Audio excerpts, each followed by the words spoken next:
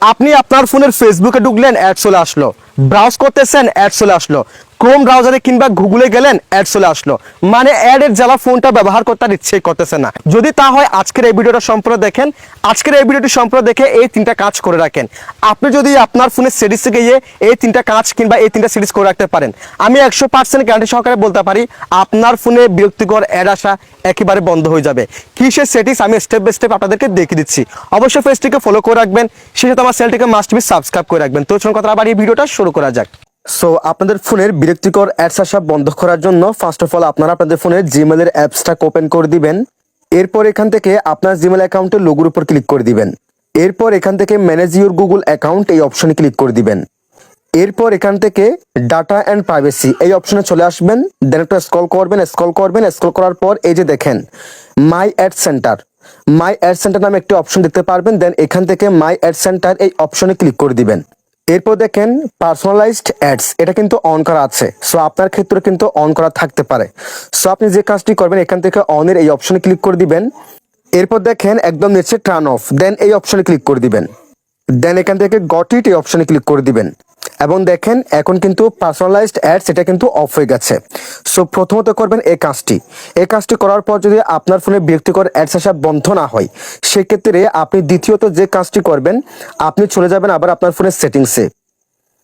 এরপর একটা স্ক্রল করার পর এখান থেকে প্রাইভেসি এই অপশনে ক্লিক করে দিবেন। প্রত্যেকটা ফোনে কিন্তু এই অপশনটা থাকবে।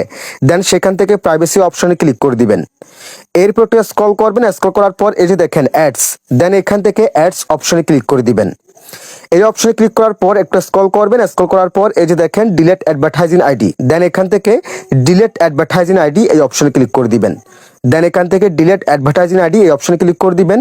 তাহলে সেটা কিন্তু ডিলিট হয়ে যাবে। আপনারা দেখতে পাচ্ছেন ইতিমধ্যে কিন্তু ডিলিট হয়ে গেছে। সো এই অপশনটা করার পর অর্থাৎ এই সিরিজটা করার পর যদি আপনার ফোনে বিরক্তিকর অ্যাডস আসা বন্ধ না হয়, সেক্ষেত্রে আপনি তৃতীয়ত যে কাজটি করবেন, আবার চলে যাবেন আপনার ফোনের সেটিংসে। দেন সেখান থেকে আপনি সার্চ বারে চলে যাবেন এবং সার্চ বারে গিয়ে আপনি সার্চ করবেন ডিএনএস লিখে আপনি সার্চ করে দিবেন কিংবা এন্টার করে দিবেন। এরপর এখান থেকে প্রাইভেট ডিএনএস এই অপশনে ক্লিক করে দিবেন। দেন এখান থেকে আপনার ক্ষেত্রে অফ কিংবা অটোমেটিক এটা সিলেকশন করা থাকতে পারে, দুটা থেকে যে কোনো একটি সিলেকশন করা থাকতে পারে। সো আপনি যে কাজটি করবেন এখান থেকে private DNS provider host name এই অপশনে ক্লিক করে দিবেন। দেন এখান থেকে কাস্টম নেম অপশনে ক্লিক করে দিবেন। দেন আমার মতো ঠিক এরকম dns.adguard.com লিখে আপনি এখানে সেভ অপশনে ক্লিক করে দিবেন। সো আমার কিন্তু একসময় বেশি পরিমাণ বিরক্তিকর অ্যাডস আসতো। সো আমি মূলত এই সিরিজগুলো করে কিন্তু আমার ফোনে অতিরিক্ত বিরক্তিকর অ্যাডস আসা বন্ধ করেছি।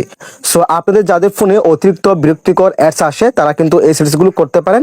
আশা রাখি আপনার ফোনে বিরক্তিকর অ্যাডস আসা অনেকাংশে বন্ধ হয়ে যাবে। যদি ভিডিওটি ভালো লাগে অবশ্যই লাইক কমেন্ট শেয়ার করে দিবেন, চ্যানেলটিকে সাবস্ক্রাইব করে রাখবেন, পেজটিকে ফলো করে রাখবেন। সবাই ভালো থাকবেন, সুস্থ থাকবেন। আল্লাহ হাফেজ।